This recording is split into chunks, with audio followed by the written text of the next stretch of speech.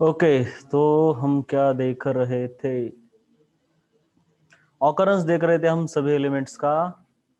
Occurrence में हमने अभी तक क्या देखा है? तो अभी एनसीईआरटी तो आप नहीं पढ़ पाओगे इस हिसाब से, राइट?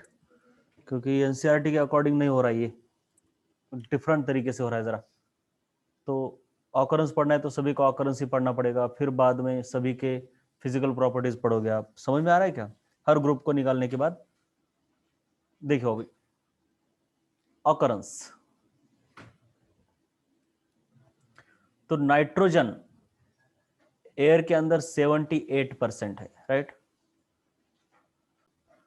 ये सब मैंने बताया था। ऑक्सीजन कितना है, सब ऑकरेंस तो सबका होगा। ये इसका चल रहा था, ये वाला। तो देखो, क्लोरीन तो NaCl के फॉर्म में बहुत ज्यादा होता है, कैर्नेलाइट के फॉर्म में होता है जिसका फॉर्मूला है KCl MgCl2.6H2O। Bromine bromide ions के फॉर्म में होता है, ब्रोमाइड आयंस के फॉर्म में। और जो आयोडीन है वो मरीन साल्ट, मतलब मरीन मतलब समंदर के अंदर होता है। और चिली साल्ट पीटर नाम का एक साल्ट है, चिली साल्ट पीटर, तो वहां पे भी ये पाया जाता है आयोडीन। और थायरोक्सिन जो कि हमारा एक थायराइड ग्लैंड से रिलीज किया हुआ हार्मोन है, सही है ना? थायराइड ग्लैंड होता है, राइट? उससे क्या थायरोक्सिन निकलता है। तो उस थायरोक्सिन थायरोक्सिन के अंदर आयोडीन होता है, सही बात है ना? आयोडीन की अगर डेफिशिएंसी हो जाए तो आपको गोइटर हो जाता है, राइट? वो थायराइड एक्चुअली क्या फूल जाता है। अब आपका है 18th ग्रुप। 18th ग्रुप के अंदर कौन कौन है? हीना और करीना झगड़ते रहना, हेलियम, नियॉन, अर्गॉन, क्रिप्टॉन वगैरह वगैरह। तो ये सब कहां पाए जाते हैं? सबसे पहले तो एटमॉस्फेयर के अंदर नियॉन, आर्गॉन, क्रिप्टॉन, जेनॉन ये पाए जाते हैं। एटमॉस्फेयर के अंदर ये सभी पाए जाते हैं। अब हेलियम नहीं पाया जाता क्योंकि ये बहुत ही हल्का है, तो उड़ जाता है वो, राइट? उसके बाद है ये आर्गॉन जो है, इसको हम लिक्विड एयर का डिस्टिलेशन करके निकाल सकते हैं। डिस्टिलेशन से क्या होता है? बॉइलिंग पॉइंट के डिफरेंस के बेसिस पर हम क्या कर सकते हैं? कंपोनेंट्स को सेपरेट कर सकते हैं। हेलियम बेसिकली एटमॉस्फेयर में भले ही नहीं है, लेकिन यूनिवर्स में 23% है। यूनिवर्स में सबसे ज्यादा हाइड्रोजन है, अर्थ क्रस्ट में ऑक्सीजन है, एटमॉस्फेयर में नाइट्रोजन है। समझ रहा है ना कहाँ पे क्या क्या है चीजें? एटमॉस्फेयर कहाँ है, यूनिवर्स कहाँ है? तो यूनिवर्स मतलब पूरा ये ब्रह्मांड है पूरा, इसके अंदर सभी जो भी है, राइट? तो उसके अंदर सबसे ज्यादा है हाइड्रोजन। हाइड्रोजन का फ्यूजन होने पर हीलियम पैदा होता है, तो हीलियम 2 नंबर पे है इस पूरे यूनिवर्स में। उसके बाद है क्लेवाइट, मतलब अलग अलग ओर्स बताए गए हो जिनके अंदर ये हीलियम रहता है। क्लेवाइट है, मोनोजाइट है, पिच ब्लेंड है। उसके बाद नेचुरल गैस में भी रहता है ये बंदा। अर्गॉन, अर्गॉन कैसे, मतलब अर्गॉन जो है वो पोटेशियम से पैदा होता है। जब आपको न्यूक्लियर केमिस्ट्री पढ़ाई जाएगी, न्यूक्लियर फिजिक्स पढ़ाया जाएगा, तो उसके अंदर आपको के कैप्चर, इलेक्ट्रॉन कैप्चर नाम की एक प्रोसेस होती है। Electron capture, alpha beta gamma emission, electron capture, ये सब अलग अलग चीज है। तो इलेक्ट्रॉन कैप्चर होने के बाद, ये इलेक्ट्रॉन कैप्चर होने के बाद पोटेशियम का इलेक्ट्रॉन कैप्चर करने के बाद पोटेशियम से पैदा होता है आपका आर्गॉन। ये क्यों होता है, कैसे होता है, वहां पे आपको मैकेनिज्म समझेगा, यहां पे नहीं समझता, टेंशन में नहीं लेना। उसके बाद है आपका ये बेटा रेडॉन कैसे पैदा होता है। तो रेडॉन आपके रेडियम से पैदा होता है। रेडियम का डिके होने के बाद, मतलब रेडियम इतना बड़ा है तो ये फूट जाता है। रेडियो एक्टिविटी आपको पता होगी, जिसमें फ्यूजन फिजन होता है। न्यूक्लियर फिजिक्स में आपको बहुत डिटेल में ये सब। तो बस बड़े बड़े एटम होते हैं, वो फूट जाते हैं, छोटे छोटे एटम में कन्वर्ट हो जाते हैं। तो ये पूरा का पूरा ये इतना बड़ा है, तो 88 है इसका मास। और इसको फोड़ने के बाद इसके दो ऐसे गोले बनेंगे, तो ये छोटे छोटे एटम है। एक एटम 86 है उसका मास, और दूसरा है हीलियम पैदा होता है। तो सिंपल सी बात है, रेडियम की रेडियो एक्टिविटी से या फिर फ्यूजन से रेडॉन बनता है। इस तरीके से सभी नोबल गैसेस कहां कहां पे है ये मैंने बता दी है। अब हमको देखने हैं फिजिकल प्रॉपर्टीज के एक्सेप्शन बेटा। मतलब इसका मतलब पहले समझ लो कि what is the meaning of physical property exception. मतलब फिजिकल प्रॉपर्टीज जैसे मैंने पहले बताई है कि एटॉमिक मास बढ़ता है, एटॉमिक नंबर बढ़ता है, डेंसिटी नीचे बढ़ती है, राइट को भी बढ़ती है, आयोनाइजेशन पोटेंशियल राइट को बढ़ता है, और नीचे क्या होता है? Ionization potential down the group क्या होता है? बोलो। डिक्रीज होता है। तो ये सभी गिवन प्रॉपर्टीज है। अब इसको एक्सेप्शन क्या क्या है ये देखना है हमको। What are the exception to this things. किधर गया अभी, इसको जरा जूम करते हैं। तो देखो फिजिकल प्रॉपर्टीज, उनके एक्सेप्शंस देखेंगे हम। तो सबसे पहले 15th ग्रुप के बारे में देखेंगे। 15th ग्रुप में ये एक बात याद रखनी है, मेल्टिंग पॉइंट यूजुअली ऊपर से नीचे बढ़ता है, बात सही है। लेकिन अब देखियो, ऊपर से नीचे मतलब नाना पाटेकर आज सब्जी बेचेगा, और ऊपर से नीचे बढ़ता है। लेकिन यहाँ पे ट्रेंड रिवर्स होता है, बढ़ता है मतलब इससे ज्यादा ये होना चाहिए, समझ रहा है ना, ये ऐसा होना चाहिए, ऐसा होना चाहिए, राइट। लेकिन ऐसा ना हो के यहां से यहां तक क्या है, ऐसा है।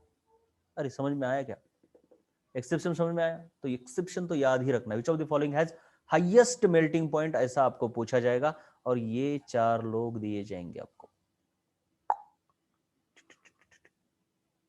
तो आपको तो लगेगा कि बेटा ये तो सबसे नीचे है, तो इसका मेल्टिंग पॉइंट सबसे ज्यादा है, लेकिन ऐसा है क्या, नहीं है। यहां से यहां बढ़ा, ये देखो 10 से 20 हुआ, मान लो 20 से 30 हुआ, लेकिन 30 से 40 नहीं होता, कम हो रहा है ना। फिर कुछ हुआ होगा 20 25, पता नहीं मेरे को, लेकिन कम हुआ, राइट। तो सबसे ज्यादा कौन आएगा आपका, आर्सेनिक। समझ में आ रही है बात। एक्सेप्शन ही पूछते हैं बेटा, ऐसे नहीं, खुद से सवाल नहीं पूछेंगे। उसके बाद है second and third ionization enthalpy के बारे में एक्सेप्शन है। एक्सेप्शन है मतलब बाकी की चीजें जैसे मैंने पहले बताई है वैसी ही है, राइट। मतलब आयोनाइजेशन इंथैल्पी ऊपर से नीचे क्या हो रही है, ऊपर से नीचे डिक्रीज हो रही है। लेकिन सेकंड थर्ड के अंदर कुछ है। अब आयोनाइजेशन इंथैल्पी पहली होती है, दूसरी होती है, तीसरी होती है, राइट। तो सेकंड और थर्ड आयोनाइजेशन इंथैल्पी में आपको वही नाना जी सब्जी बेचिए। तो देखो बेटा ये ऐसा कम होते जा रही है ना, कम होते जा रही, कम होते जा रही। तो एक्चुअली क्या होना चाहिए, ऐसा होना चाहिए, मतलब S be greater than bismuth, ऐसा होना चाहिए ना। लेकिन ऐसा ना होके क्या है, bismuth greater than S B है। समझ में आया, समझ में आया क्या एक्सेप्शन। और ये किसके लिए, आयोनाइजेशन एंथैल्पी 1 के लिए नहीं है, सेकंड और थर्ड के लिए। और इनको रट्टा मारना है बेटा, राइट।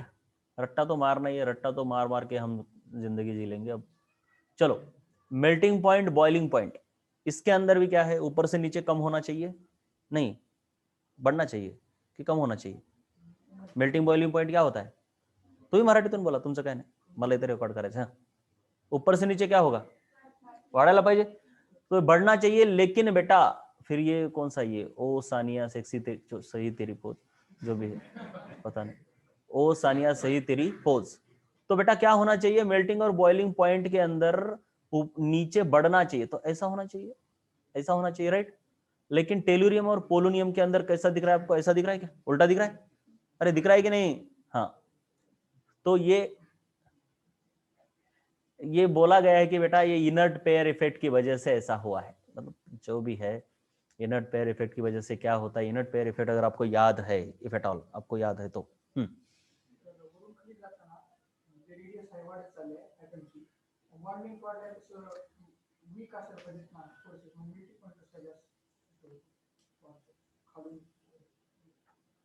मेल्टिंग पॉइंट आणि बॉइलिंग पॉइंट हे पॅकिंगवर देखील डिपेंड करतात आणि त्यांच्या स्वतःच्या वजनावर पण डिपेंड करतात। बॉइलिंग पॉइंट तर वजनावर पण डिपेंड करते। मग जरी फोर्सेस वीक झाले तर स्वतःचं वजन जास्त आहे ना, म्हणून त्याला उडवणं अवघड आहे। एवढं कळलं। म्हणजे ते सांग ना, मी तरी सुरुवातीला एकदा सांगितलं होतं की हे मेल्टिंग आणि बॉइलिंग पॉइंट आणि काय डेन्सिटी ह्या गोष्टी एवढ्या फॅक्टरवर डिपेंड करतात की त्यांच्यात पॅटर्न काढणं अवघड आहे। तरी पण एक छोटासा पॅटर्न आहे तो सांगितलाय, आणि एक्सेप्शन मात्र त्याला भरपूर आहे। So this is ionization potential, sorry inert pair effect. Inert pair effect के बारे में मैंने बताया था बेटा कि ये यहाँ पे इलेक्ट्रॉन रहेंगे। अब सोडियम तो है, सॉरी ऑक्सीजन की फैमिली तो ऐसे, ये तो याद है इस तरीके से, 2 लोन पेयर 2 अनपेयर्ड। अब होता यह है कि इसको ना रिएक्शन में पार्ट लेने का आलस होता है, दिस इज वेरी इनर्ट। अब इसको अगर रिएक्शन में पार्ट लेना है तो इसको एक्साइट होकर ऊपर जाना पड़ता है, अनपेड होना पड़ता है। हमने देखा ना, ये भी एक्साइट होता है। तो एक्साइट होना इतना आसान नहीं है इसके लिए आसान है, लेकिन इसके लिए नहीं, क्योंकि इन दोनों के बीच एनर्जी गैप है। तो इतनी सारी एनर्जी गैप कैंसिल करके ऊपर जाके बैठना है, उसको अनपेड होना और फिर रिएक्शन में पार्ट लेना है। तो ये काफी मुश्किल जाता है इसको, इसलिए ये रिएक्शन में पार्टिसिपेट नहीं करता। जो लोग पार्टिसिपेट नहीं करते वो आलसी होते हैं यानी इनर्ट होते हैं, ऐसा बोलते हैं। इसलिए इस पेयर को बोला जाता है इनर्ट पेयर इफेक्ट, और ये हर जगह दिखती है। इनर्ट पेयर इफेक्ट हर ग्रुप में दिखता है। इनर्ट पेयर इफेक्ट हमेशा, मतलब जो भी पीरियोडिक टेबल है, ऊपर वाले बंदे नहीं दिखाते, ये वाले इनर्ट पेयर इफेक्ट नहीं दिखाते, लेकिन ये नीचे वाली इनर्ट पेयर इफेक्ट दिखाते हैं। ये वाले नीचे वाले, हर ग्रुप के नीचे वाले बंदे इनर्ट पेयर इफेक्ट दिखाते हैं, क्योंकि जैसे जैसे आप नीचे जाते हो वैसे वैसे एनर्जी का बढ़ता जाता है और उनको एक्साइट करना मुश्किल हो जाता है। एक्साइट करना मुश्किल हो जाता है तो रिएक्शन में पार्टिसिपेट नहीं करते। अब इससे क्या, इससे क्या, अब इससे इतना ही बोला गया बेटा कि अनपेड इलेक्ट्रॉन की संख्या, मतलब ये इनर्ट पेयर सबसे ज्यादा दिखाएगा। बात सही है ना? इनर्ट पेयर इफेक्ट सबसे ज्यादा कौन दिखाएगा? बोलो। इनर्ट पेयर इफेक्ट नीचे बढ़ रहा है, बात समझ में आई? तो सबसे ज्यादा कौन दिखाएगा? पोलोनियम। अब पोलोनियम इनर्ट पेयर इफेक्ट दिखाएगा, इसका मतलब है इसके अंदर अनपेयर्ड इलेक्ट्रॉन ज्यादा रहेंगे या नहीं रहेंगे? कम रहेंगे ना बेटा, क्योंकि वो इनर्ट पेयर, मतलब उस पेयर को एक्साइट नहीं करना चाहता हूं, ऐसा है ना, कर नहीं पाता। अगर एक्साइट नहीं कर पाता तो वो तो ऐसे ही रहेगी वहीं पे, वो टूटेगी नहीं, जोड़ी में रहेगी, टूटेगी नहीं, तो अनपेयर्ड होंगे या नहीं होंगे? मतलब पेयर में ही रहेंगे ना, पेयर में रहेंगे या अनपेयर्ड होंगे? पेयर में रहेंगे। पेयर में रहेंगे तो अनपेयर्ड इलेक्ट्रॉन की संख्या कम, अनपेयर्ड इलेक्ट्रॉन की संख्या कम, यानी नंबर ऑफ बॉन्ड्स। अरे बॉन्ड तो अनपेयर्ड इलेक्ट्रॉन से ही बनते हैं ना, बैलेंस बॉन्ड थ्योरी तो यही कहती है, number of bonds equal to number of unpaired electrons. Atom wants to make the bond to pair up the electrons. अब इसके पास अनपेयर्ड इलेक्ट्रॉन की संख्या ही कम है, मतलब उतने अनपेयर्ड इलेक्ट्रॉन वो बनाना ही नहीं चाहता, उतनी इच्छा ही नहीं है, तो इसको बॉन्ड करने की इच्छा नहीं है। बॉन्ड करने की इच्छा नहीं है तो किसी के साथ एसोसिएट नहीं होना है, एसोसिएट नहीं होना है तो सिंपल सी बात है, अकेला रहेगा तो टूटेगा जल्दी से, मेल्टिंग पॉइंट कम होगा। मतलब ये सब उसका एक्सप्लेनेशन है। वैसे तो मतलब जो भी देखो केमिस्ट्री के अंदर ऐसे कुछ एक्सप्लेनेशन है कि जो मन को उतने भाते नहीं, लेकिन क्या है, उनको याद करना पड़ता है, राइट? अब इसमें है इनर्ट पेयर इफेक्ट, तो यही इसमें क्यों नहीं दिखाया नानाजी में, तो यहाँ पे क्यों नहीं, वो क्यों नहीं, यहाँ पे क्यों नहीं काम किया उस इफेक्ट ने, तो पता नहीं क्यों नहीं किया। मतलब कई सारे चीजें एक साथ काम करती है, तो यहाँ पे वो चीज ज्यादा काम कर गई, ऐसा होता है। अब बेटा नीचे आते हैं, चलो और एक चीज, 16th और 17th ग्रुप में एक और चीज याद रखनी है, वो ये कि इलेक्ट्रॉन गेन इंथैल्पी जो होती है हमारी 16th 17th, ओ सानिया जी जो भी है, फ्लोरीन क्लोरीन, ये तो बेसिकली इलेक्ट्रॉन गेन इंथैल्पी हो या आयोनाइजेशन पोटेंशियल हो, नीचे क्या होता है वो बोला, फटाफट बोला। डिक्रीज होता है। मतलब अब electron gain enthalpy energy released है, वो क्या है? एनर्जी। अब एनर्जी रिलीज है तो निगेटिव है, अब निगेटिव है, एनर्जी रिलीज्ड निगेटिव है, तो हम उसका मैग्नीट्यूड पकड़ते हैं, मतलब बढ़ रहा है या कम हो रहा है। मतलब इलेक्ट्रॉन गेन इंथैल्पी एक्चुअली -6 से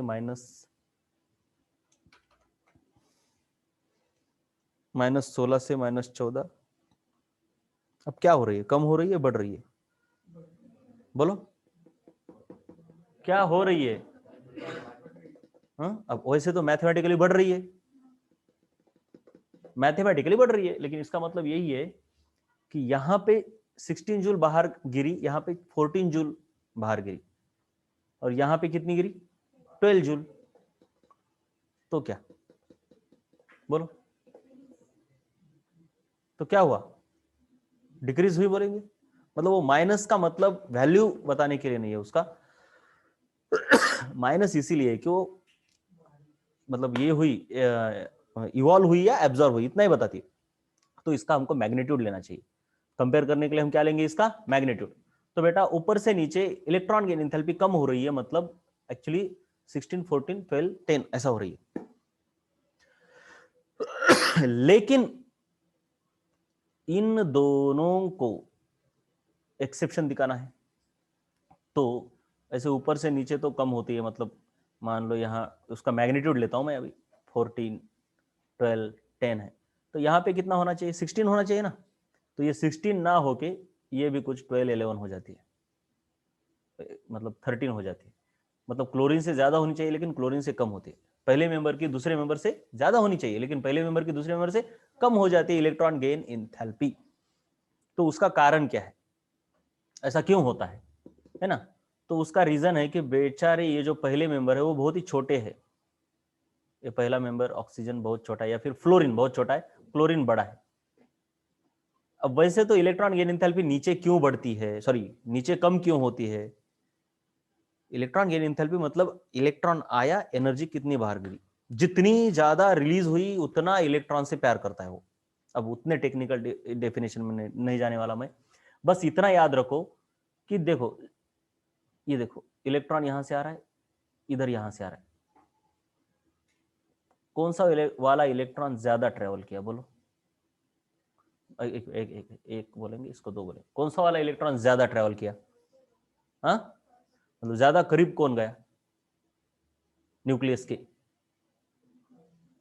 न्यूक्लियस के करीब कौन गया, पहला वाला इलेक्ट्रॉन या दूसरा वाला? इलेक्ट्रॉन गेन एंथैल्पी का मतलब क्या है भाई, इंफिनिटी से इलेक्ट्रॉन आके वैलेंस शेल में गिरा, तो उससे एनर्जी कितनी रिलीज हुई? तो ये है आपका फ्लोरीन और ये है आपका क्लोरीन। तो किसके ज्यादा पास गया? मान लो ये फ्लोरीन है और ये है आपका क्लोरीन, ज्यादा निकाल रहा हूँ, बहुत ही ज्यादा डिफरेंस कर रहा हूं मैं समझने के लिए, इसको इतना ट्रेवल करना पड़ेगा, मतलब कौन ज्यादा करीब गया रे, पहला वाला या दूसरा वाला? अब जितना ज्यादा करीब जाएगा उतनी एनर्जी रिलीज करेगा। माइनस और प्लस के बीच अट्रैक्शन होता है, न्यूक्लियस प्लस है, इलेक्ट्रॉन बोलो माइनस है, इनके बीच अट्रैक्शन है। जब अट्रैक्शन के अंदर कोई एक दूसरे के करीब आते हैं तो स्टेबलाइज होते हैं। अपने आप होने वाली प्रोसेस है या फोर्सिबली? जब अपने आप होती है तो एनर्जी रिलीज होती है, यानी एनर्जी कम होती है, यानी स्टेबिलिटी। ये तो मैंने बहुत पहले से बताया आपको, ये बहुत इंपॉर्टेंट है चीज, केमिस्ट्री हो या कोई भी साइंस हो, उसके बीच का ये फंडामेंटल चीज है कि अपने आप होने वाली जो भी चीज अपने आप होती है तो उसमें स्टेबिलिटी बढ़ती है। फोर्सिबली करोगे तो स्टेबिलिटी बढ़ती नहीं, ठीक है ना? फोर्सिबली करना चाहोगे कुछ नहीं ना, अपने आप करना चाहोगे सब कुछ, और अपने आप करोगे तो उसमें मजा है, मजा है तो स्टेबिलिटी है। कुछ भी करो यार, मतलब आइस गोला खाओ, कुछ भी करो, आपको जो भी मतलब इमेजिन हो रहा है वो सब करो, तो अपने आप जो प्रोसेस होती है उसमें एनर्जी घटती है, एनर्जी घटती है यानी रिलीज होती है बेटा।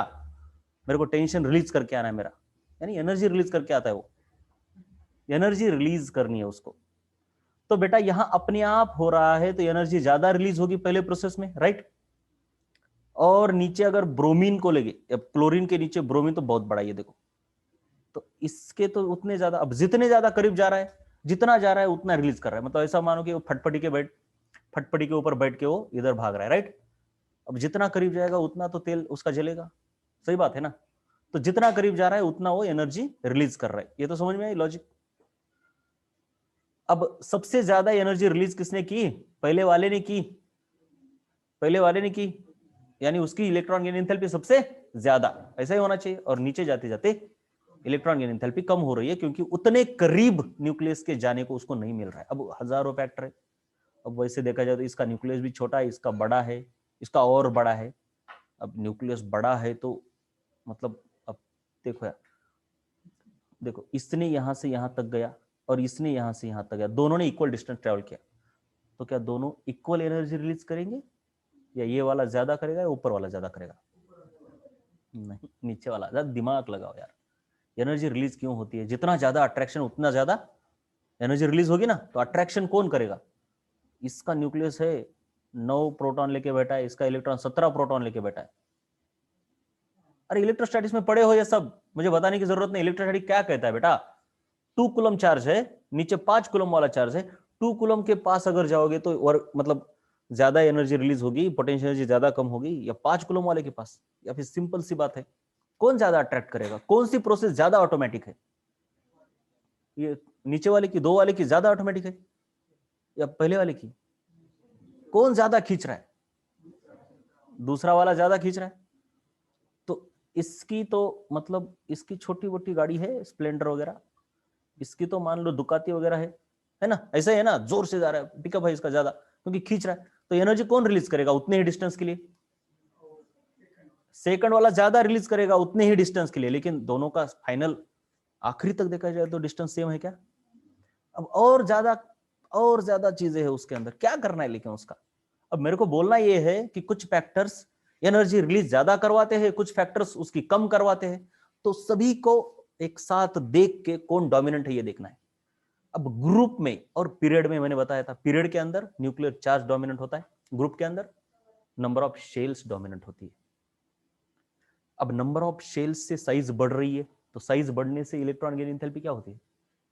साइज बढ़ने से करीब नहीं आ सकता, करीब नहीं आ सकता तो इलेक्ट्रॉन गेन एंथैल्पी कम होगी। लेकिन न्यूक्लियस बढ़ने से इलेक्ट्रॉन गेन एंथैल्पी बढ़नी चाहिए, ये बात सही है, न्यूक्लियस बढ़ने से, लेकिन डोमिनेंट कौन है? शेल्स, इसीलिए उसको हम कंसिडर करेंगे। और इसीलिए इलेक्ट्रॉन ज्यादा करीब नहीं जा पाया, इसलिए उतनी एनर्जी रिलीज नहीं किया। इसने -20 जूल रिलीज की, तो इसने माइनस यानी 10 जूल रिलीज की, -10 बोलने की जरूरत नहीं, 10 जूल रिलीज की, उसी का मतलब है -10 जूल चेंज हुई उसकी। अरे क्या बोला मैं, 20 जूल रिलीज की ऐसा बोलना, या फिर -10 जूल चेंज होना, -20 जूल चेंज होना सेम है। मेरा वेट मान लो 60 से 50 हो गया, मान लो 60 से 50 हो गया, कम हो गया, मैंने 10 kg लूज किया, ऐसा कह सकता हूं, या फिर चेंज कितना किया? -10। समझ में आ रहा है क्या माइनस कब लगाते हैं? तो ये थर्मोडायनामिक्स में चेंज के बारे में बोला जाता है, चेंज, इसलिए -20 लगाया गया, राइट। एक तो बोलो 20 जूल रिलीज किया, या फिर बोलो 20 जूल चेंज हुआ, 20 जूल चेंज, -20 जूल चेंज हुआ, 20 जूल रिलीज किया या फिर -20 जूल चेंज हुआ। -20 चेंज यानी डिक्रीज होना, डिक्रीज क्यों हुआ? क्योंकि रिलीज हुआ, इसलिए एनर्जी इसकी डिक्रीज होती है, इसलिए तो स्टेबिलिटी बढ़ती है। अब बेटा माइनस, वैसे ही एक्सप्लेनेशन बस ऐसे ही कभी तो देता हूं मैं, इतनी जरूरत नहीं होती, लेकिन कभी कभी ऐसा होना भी चाहिए, क्योंकि आप ना भूल जाते हो कि साइंस पढ़ रहे हो। तो -10 जूल एनर्जी चेंज हुई, इसका मतलब 10 जूल इसने रिलीज की। अब ये तो क्लियर समझ रहा है कि नीचे जाते हो तो क्या होना चाहिए? इलेक्ट्रॉन एंथैल्पी कम होनी चाहिए, लेकिन ऐसा ना होके, अब -10 है तो यहाँ पे -5 नीचे वाले को, लेकिन ऐसा ना होके यहाँ पे कुछ -7 दिखाई दी, फ्लोरीन के केस में, हाँ, फ्लोरीन और ऑक्सीजन के केस में। समझ रहा है क्या ऐसा क्यों हुआ?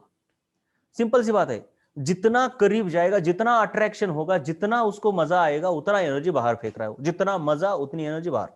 अब देखते हैं उसके मजे में प्रॉब्लम क्या है, ये तो देखना होगा कि मजे में कुछ तो प्रॉब्लम आया होगा उसको, उतनी ऑटोमेटिक प्रोसेस नहीं रही होगी, कहीं तो उसको प्रॉब्लम आया, इसलिए एनर्जी उतनी रिलीज नहीं हुई जितनी हमने एक्सपेक्टेड की थी, राइट। तो ये जो हमारा फ्लोरीन है और ये जो हमारा क्लोरीन है, मान लो ये फ्लोरीन है बेटा और ये है आपका क्लोरीन, दोनों के वैलेंस शेल में कितने हैं? 7-7 इलेक्ट्रॉन है, 7-7 ही है। अब मैं ऐसे निकाल रहा हूँ 7-7, तो मुझे बताओ 7 इलेक्ट्रॉन ज्यादा भीड़ कहाँ बनाए मचाएंगे, फ्लोरीन में या क्लोरीन में? भीड़ कहाँ होगी? फ्लोरीन के अंदर बहुत ज्यादा भीड़ मची है। अब ये जो आ रहा है उसको खींच रहा है न्यूक्लियस, लेकिन इसको आके तो बैठना है किसके अंदर? इलेक्ट्रॉन के अंदर, वैलेंस शेल में बैठना। खींच तो वो रहा है, आजा मुझे चाहिए, लेकिन बाजू में इसके भाई है जो कि इससे प्यार नहीं करते, है ना, ऐसा ही है ना। खींच कौन रहा है? ये एक राजा है अंदर, वो तो आओ कितने भी आओ, मैं तो अट्रैक्ट ही करता हूँ, लेकिन रानियां इधर बैठी है, वो बोलेगी मुझको नहीं चाहिए तू, है ना। अब हम जितनी है उतनी ही काफी है, ये बोलेगा मेरे को भी आना है। इसको खींच कौन रहा है? राजा नहीं रे बेटा, खींच कौन रहा है? न्यूक्लियस। लेकिन जैसे ये करीब आता है तो इसको समझता है कि अरे यहाँ पे तो पहले से ही भीड़ मची हुई है, तो शेल में जाना उतना आसान है कि अभी इलेक्ट्रॉन इसको बहुत रिपेल करेंगे, लेकिन इस वाले को थोड़ा ही अंतर ट्रेवल कर पाया, लेकिन आराम से जगह मिल गई, मतलब उसकी ऑटोमेटिक प्रोसेस उतनी डिस्टर्ब नहीं हुई, लेकिन यहां तक उसको कोई टेंशन नहीं है। लेकिन जैसे इसके आगे आया तो ये इलेक्ट्रॉन की भीड़ इतनी ज्यादा है कि वो इसके अंदर घुसने ही नहीं दे रहे थे। तो जितना उसने गेन किया था, मतलब स्टेबिलिटी यहां आने तक, देखो यहां से यहां तक आने तक स्टेबिलिटी खूब मिली उसको, लेकिन फाइनली इतनी लड़ाई झगड़ा हुआ कि जितनी स्टेबिलिटी गेन की थी बहुत सारी खर्च हो गई इन इलेक्ट्रॉन्स के साथ मैनेज करने में, समझ में आया? तो ओवरऑल इसकी प्रोसेस उतनी फेवरेबल नहीं है जिसकी इतनी फेवरेबल है, ऐसा ही तो कह सकते हैं हम। फेवरेबल नहीं है मतलब कम एनर्जी रिलीज होगी, हो गया। तो इलेक्ट्रॉन इलेक्ट्रॉन डेंसिटी बहुत ज्यादा है यहाँ पे, क्योंकि फ्लोरीन मतलब ये जो दो ग्रुप है ऑक्सीजन और फ्लोरीन के, है ना, दो ग्रुप है ना, तो ये जो पहले मेंबर है एक्सेप्शनली छोटे है, इसलिए वहां पे इलेक्ट्रॉन इलेक्ट्रॉन डेंसिटी एक्सेप्शनली ज्यादा है, इसलिए आने वाले इलेक्ट्रॉन को एक्सेप्शनली ज्यादा रिपल्शन फेस करना पड़ता है, और इसीलिए इलेक्ट्रॉन गेन एंथैल्पी उनकी कम है as compare to second member. समझ में आया? समझ में आया क्या हुआ? तो आपको ये अक्सर सवाल पूछा जाएगा बोर्ड में, तो बहुत ही बार एमसीक्यू में भी हो सकता है, why fluorine has low electron gain enthalpy as compare to chlorine. सही बात है। या फिर why first member of 16th and 17th group have low electron gain enthalpy than that of second member. The reason is number one, the first member is exceptionally what? Small in size and but contain same number of electrons in valence shell. Therefore, electron density is exceptionally high, and hence incoming electron faces a repulsion, a very high repulsion. Therefore, its electron gain enthalpy is whatever it is. वही चलिए अभी 17th group में देखिए, ये 16th group में जो दिखा है ना, वो sulphur greater than oxygen, actually sulphur कम होना चाहिए, ग्रेटर है। वही 17th ग्रुप में भी देखिए, ये देखिए 17th ग्रुप में भी वही है, इलेक्ट्रॉन गेन इंथैल्पी क्लोरीन की ग्रेटर देन फ्लोरीन है, वही एक्सेप्शन है, एक ही, बाकी कोई एक्सेप्शन नहीं है। तो ये सब एक्सेप्शन अगर याद करोगे ना, तो बाकी पूरा टेबल तो याद ही है। मतलब ट्रेंड्स पूछे जाते हैं, अगर एक एक टेबल ऐसे करते ना तो परेशानी होती, लेकिन इन एक्सेप्शंस को अलग से निकाला है। एक्चुअली ना ये एक्सेप्शन को याद रख रख के ना पागल होते हैं लड़के, लेकिन ऐसे एक ही कॉलम में हो गया, 2-3 बार अगर देखोगे तो बस कुछ नहीं, कुछ करने की जरूरत नहीं बाद में।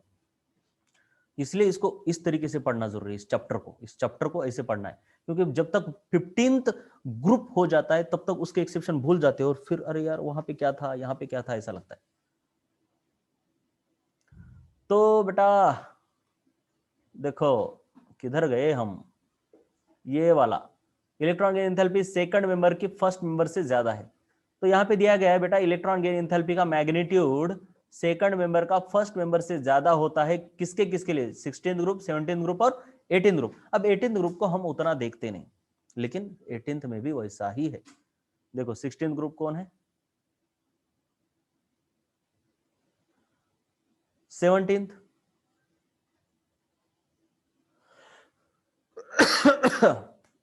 और 18th। अब ये तो बेटा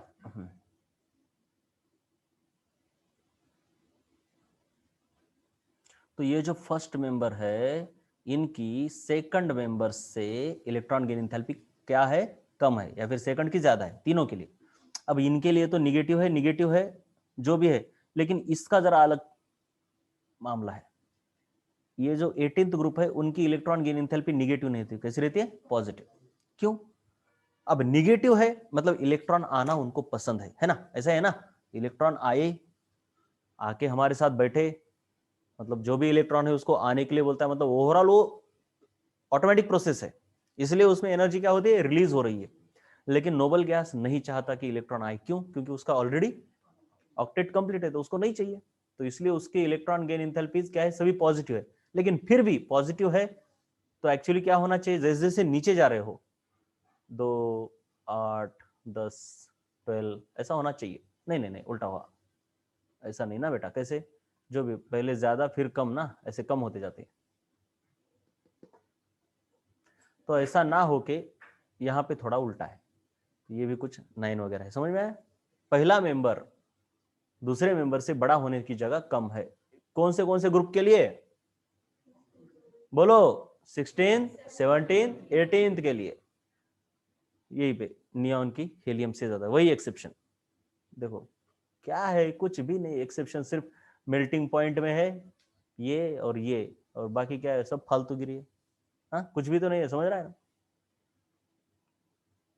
इसके बाद है बेटा अलोट्रॉप्स। अलोट्रॉप्स का मतलब क्या होता है? जो भी एलिमेंट्स है वो अलग अलग फिजिकल प्रॉपर्टीज दिखाते हैं, लेकिन केमिकल प्रॉपर्टीज सेम होती है। एलोट्रॉप समझ में आया क्या बोला मैं? आइसोटोप नहीं, आइसोटोप अलग चीज है, एलोट्रॉप्स अलग चीज है। आइसोटोप यानी एटम्स अलग अलग होते हैं, आइसोटोप यानी एटम्स अलग अलग है, नंबर सेम है, एटॉमिक मास अलग है। एलोट्रॉप्स क्या है? एक एलिमेंट है कार्बन, मतलब उसके अंदर कार्बन ही है, कार्बन 12 कार्बन 12 दोनों तरफ कार्बन 12 ही है, कुछ भी फर्क नहीं है, एटम्स एकदम परफेक्ट है, लेकिन उनकी पैकिंग अलग है।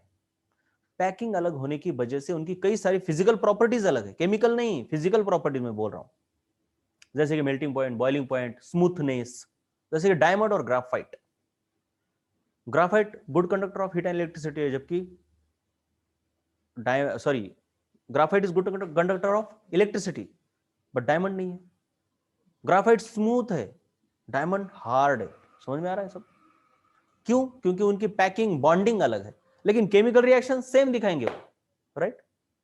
तो allotrope is the existence of an element in two different physical forms, two or more different physical forms having same chemical properties but different physical properties.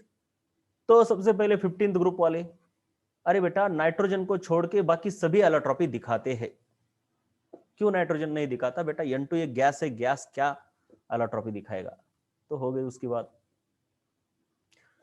यहां पे 16th ग्रुप में सभी के सभी, अब यहां पे ऑक्सीजन, ओ यार ये तो मुझे देखना पड़ेगा जरा, मेरे को ये झोल रहा है यहाँ पे। ऑल एग्जिबिट एलोट्रॉपी बताया गया है, ऑक्सीजन कहाँ? ऑक्सीजन नहीं दिखाता एलोट्रॉपी, ये कहां से आ गया? इसको जरा देखता हूं मैं। एनसीईआरटी है क्या किसके पास? 12th एनसीईआरटी, ठीक है। ये ऑक्सीजन कैसे दिखाएगा एलोट्रॉपी? हाँ बात सही है ना, बात तो सही हो सकती है। ऑक्सीजन और ओजोन को बोला जा सकता नहीं, तो ये एलिमेंटल फॉर्म है बेटा। देखता हूं मैं जरा इसको, ठीक है। इसमें मुझे ऑक्सीजन का थोड़ा ये लग रहा है, लेकिन है ऑक्सीजन का एलोट्रॉप ओजोन ही है। चलो बाकी तो कुछ उनके बारे में दिया नहीं एनसीईआरटी में। अब सबसे इंपॉर्टेंट बात है ये वाली, जरा ठीक से देखो बॉक्स इलेक्ट्रॉनिक कॉन्फ़िगरेशन क्या है। देखो बेटा पेंट निकालो जरा, किधर गई पेंट? वाह, हाँ तो ये है आपका 16th ग्रुप, राइट? अब आराम से देखो 16th, और ये चलो 15th से शुरू करते हैं। 15th group, 16th group. अब ये जो 15th ग्रुप है उसमें है ऑक्सीजन, सॉरी पहला है नाइट्रोजन। अब इनका बॉक्स इलेक्ट्रॉनिक कॉन्फ़िगरेशन कैसे होता है देखो। अरे क्या,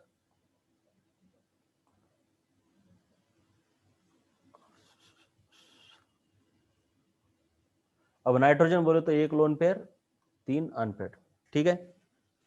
अब नाइट्रोजन हो या उसके जैसा कोई भी हो, नाइट्रोजन हो या उसके जैसा कोई भी उसके ग्रुप का हो, फास्फोरस हो, आर्सेनिक हो, ये सभी ऐसे ही दिखाएंगे। लेकिन ये नाइट्रोजन के पास अगर ये 2s है तो ये 2p है, आर्सेनिक के पास क्या होगा फिर? 3s 3p and so on.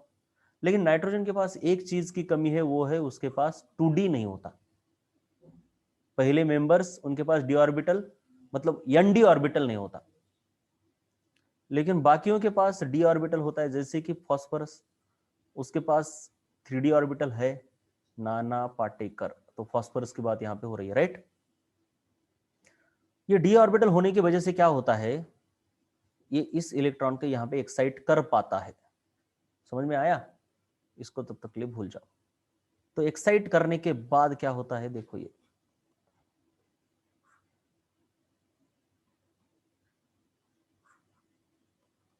जो भी है यार, चलो छोड़ो।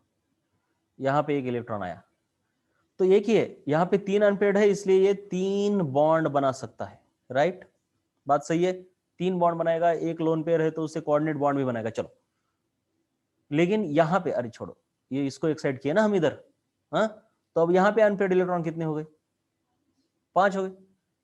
तो एक्साइट होने के बाद इसके पास अगर n है तो इसके पास n+2 इलेक्ट्रॉन हो जाते हैं अनपेयर्ड, इसलिए 5 बॉन्ड बना सकता है, वो भी इजीली। समझ में आ रहा है क्या? ये इसको बोलते हैं ground state box electronic configuration, और इसे बोलते हैं एक्साइटेड स्टेट इलेक्ट्रॉनिक कॉन्फ़िगरेशन। समझ में आ रहा है ना? एक्साइट होने के बाद कितने बॉन्ड बना पाता है।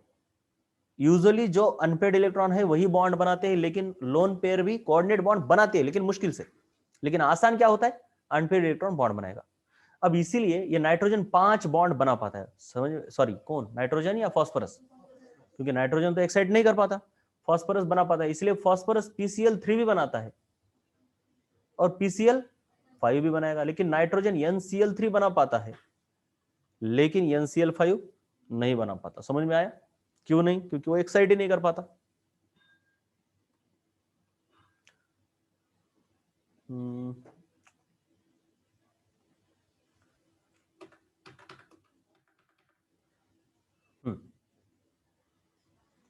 तो ये है यहाँ पे बॉक्स इलेक्ट्रॉनिक कॉन्फ़िगरेशन। अभी क्या हुआ?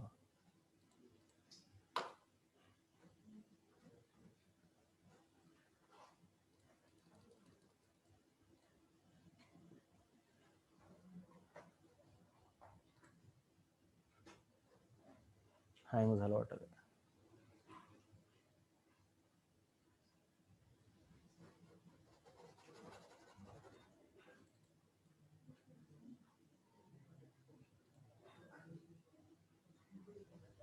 ठीक आहे, बघून घ्या तसं. ते बघा, ये क्या है? ये 15th ग्रुप वाले का ये है आपका NS, ये है आपका NP और ये है आपका ND। ये समझ में आ रहा है? तो NS के अंदर 2 इलेक्ट्रॉन है, NP के अंदर 3 अनपेयर्ड है और ये सभी एम्प्टी ऑर्बिटल है। तो एक्साइट होने के बाद ये इधर चला जाएगा, 1 2 3 4 5 अनपेयर्ड इलेक्ट्रॉन है। तो इसलिए ये 3 बॉन्ड भी बना पाता है और 5 बॉन्ड भी बना पाता है। तो 15th ग्रुप 3 या फिर 5 कोवैलेंसी दिखाता है इजीली। वैसे तो और भी बहुत चीजें हैं, लेकिन इजीली 3 और 5। यूजुअली ऐसा होता है ना, 2 वैलेंसी उसको प्यारी होती है, एक वाली ये और एक 2 उससे ज्यादा। चलो अब ये वाला देखो, ऑक्सीजन। ऑक्सीजन के पास यस में 2 होती है, पी के अंदर एक लोन पेयर होती है और पी के अंदर 2 अनपेयर्ड भी होते हैं। एक्साइटेशन होने के बाद चलो अगर यहाँ चला गया और लेकिन अभी तक ये हुआ है कि एक्साइट नहीं, तो ये जाने के बाद 4 अनपेयर्ड हो गए, तो 4 भी बॉन्ड बना पाता है ऑक्सीजन के ग्रुप वाले। इसलिए देखो 2 है तो H2S बना, यहाँ पे 2 अनपेयर्ड है तो सल्फर ने क्या बनाए? H2S, 2 बॉन्ड बनाए। सही है ना? अगर एक को एक्साइट करता है तो कितने अनपेयर्ड हुए? बोलो, 4 अनपेयर्ड हुए। तो SF4 ये भी तो बनता है ना, 4 बॉन्ड बनाए। और अगर इसको भी एक्साइट करोगे यहाँ पे तो कितने अनपेयर्ड हुए? 6। तो SF6 भी तो बनता है। समझ में आया?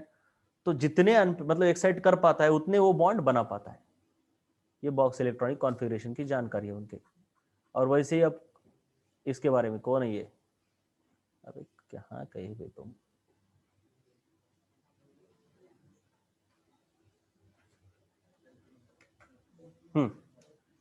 अब ये हैलोजन है। हैलोजन क्या कहते हैं? देखो उनके ग्राउंड स्टेट में कितने अनपेयर्ड है? 1। ग्राउंड स्टेट में कितने अनपेयर्ड? एक अनपेयर्ड है ना, तो वो क्या बनाता है? HCl।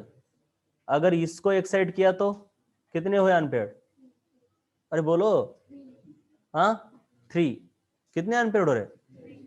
अरे अनपेयर्ड की बात नहीं समझ, बोलो बोलो बोलो, क्या बात है? हाँ,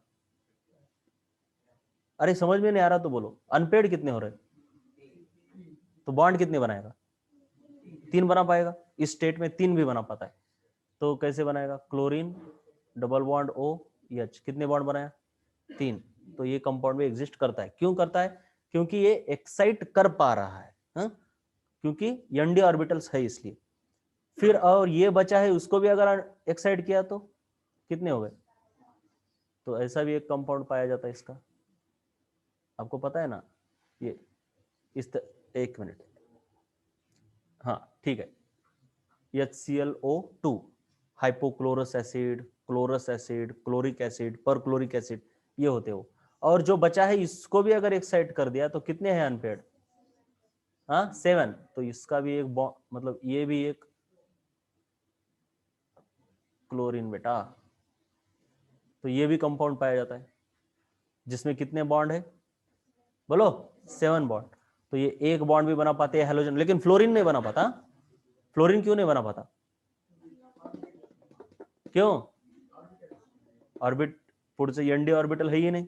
तो 1 3 5 7 इस तरीके से वो इतने बॉन्ड बना पाता है। और फाइनली ये वाले 0, मतलब अभी तो एक भी अनपेयर्ड नहीं है, तो 0 बॉन्ड भी बनाते हो।